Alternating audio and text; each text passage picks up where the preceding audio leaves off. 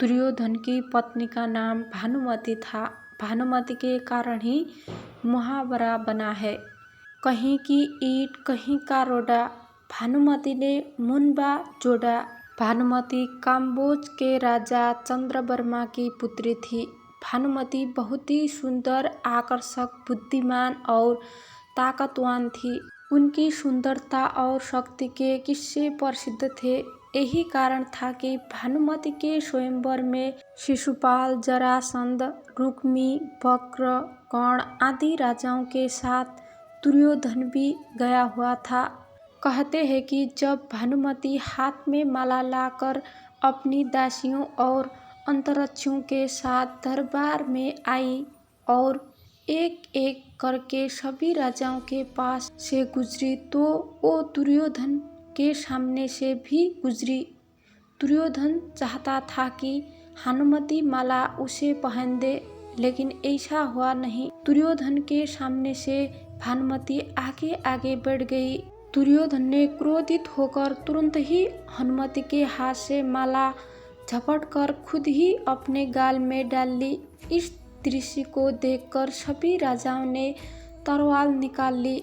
ऐसी स्थिति में दुर्योधन ने भानुमति की हाथ पकड़ा और वहां से महल के बाहर ले जाते हुए सभी योद्धाओं से बोला, कर्ण को परास्त करने मेरे पास आना। अर्थात उसने सब योद्धाओं से कर्ण से युद्ध की चुनौती दी, जिसमें कर्ण ने सभी को परास्त कर दिया। लेकिन जरासंध से कर्ण का युद्ध देर तक चला। जरासंध ने दुर्योधन की बीबी भानुमति के स्वयंवर में भी भाग लिया और जब दुर्योधन जबरन भानुमति को अपनी पत्नी बनाना चाहता था, तब जरासंध और कर्ण में 21 दिन युद्ध चला, जिसमें कर्ण जीता और पुरस्कार में जरासंध ने कर्ण को मालनी का राज्य दे दिया। ये जरासंध की पहली हार थी। इस तरह दुर्योधन ने भानुमति के साथ जबरन विवाह किया। भानुमति को हस्तिनापुर ले आने के बाद दुर्योधन ने उसे ये कहकर सही ठहराया कि भीष्म पितामह भी अपने सौतेले भाइयों के लिए अम्बा, अंबिका और अम्बालिका का हरण करके ये आए थे।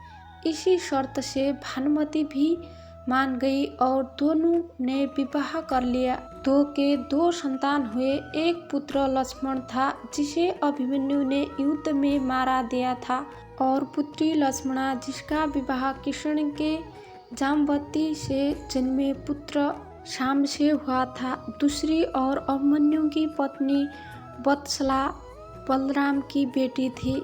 बलराम चाहते थे कि वत्सला की शादी दुर्योधन के बेटे लक्ष्मण से हो। वत्सला और अभिमन्यु एक दूसरे से प्यार करते थे। अभिमन्यु ने वत्सला को पाने के लिए घटोत्कच की मदद ली। घटोत्कच ने लक्ष्मण को इतना डराया कि उनने कसम खा ली कि वो पूरी जिंदगी शादी नहीं करेगा। इसी कारण एक कहावत बनी, भानुमति ने दुर्योधन को पति चुना नहीं, दुर्योधन ने जबरदस्त की शादी। अपने दम पर नहीं, कर्ण के दम पर किया भानुमति का हरण। दूसरा, भानुमति की बेटी लक्ष्मणा को कृष्णपुत्र सांबा भगा ले गया था। तीसरा पुत्र लक्ष्मण की इच्छा पूरी नहीं हुई और वो अभिमन्यु के हाथों युद्ध में वीरगति को प्राप्त हुआ। इस तरह की विस्मृतियों के कारण एक कहावत चरितार्थ होती है। कहते हैं कि भानुमति का कर्ण के साथ अच्छा संबंध हो चुका था। दोनों एक दूसरे के साथ मित्र की तरह रहते थे। दोनों की मित्रता प्रसिद्ध थी।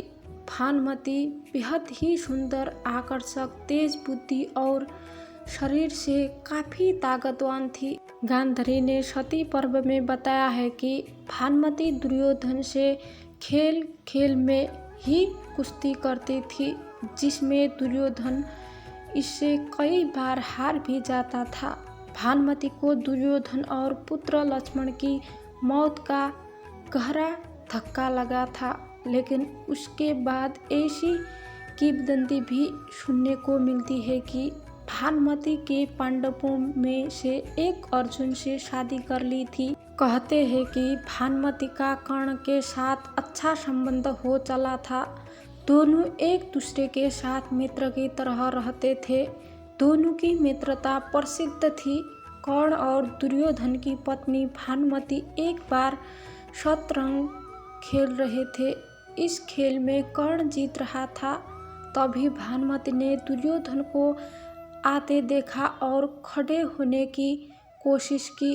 दुर्योधन के आने के बारे में कर्ण को पता नहीं था, इसलिए जैसे ही भानुमति ने उड़ने की कोशिश की, कर्ण ने पकड़कर बिठाना चाहा। भानुमति के बदले उसके मोतियों की माला कर्ण के हाथ में आकर टूट गई। दुर्योधन तब तक कमरे में आ चुका था। दुर्योधन को देखकर भानुमति और कर्ण दोनों डर गए कि दुर्योधन को कहीं कुछ गलत शंका न हो जाए, परंतु दुर्योधन को कर्ण पर बहुत विश्वास था। उसने सिर्फ इतना कहा कि मोतियों को उठा ले और वो जिस उद्देश्य से आया था उस संबंध में कर्ण से चर्चा करने लगा। इस विश्वास के चलते ही कर्ण गलत समझ लिए जाने से बच गए। हालांकि कुछ लोग इस घटना का वर्णन इस तरह करते हैं कि दोनों शतरंज खेल रहे थे, भानुमति हार रही थी तो कर्ण प्रसन्न था। इतने में दुर्योधन ने आने की आहट हुई तो भानुमति साहसी खेल छोड़कर उड़ने लगी। कर्ण को लगा कि वो हार के डर से भाग रही है, इसलिए उनने उसका आंचल झपटा। आंचल ही की गई इस हरकत से भानुमति का आंचल फट गया और उनके सारे मोती भी वहीं बिखर गए। ऐसे ही समय कर्ण को भी दुर्योधन आता हुआ दिखाई दिया। दोनों शर्म से मरे जा रहे थे और उन्हें डर सता रहा था कि अब दुर्योधन क्या समझेगा।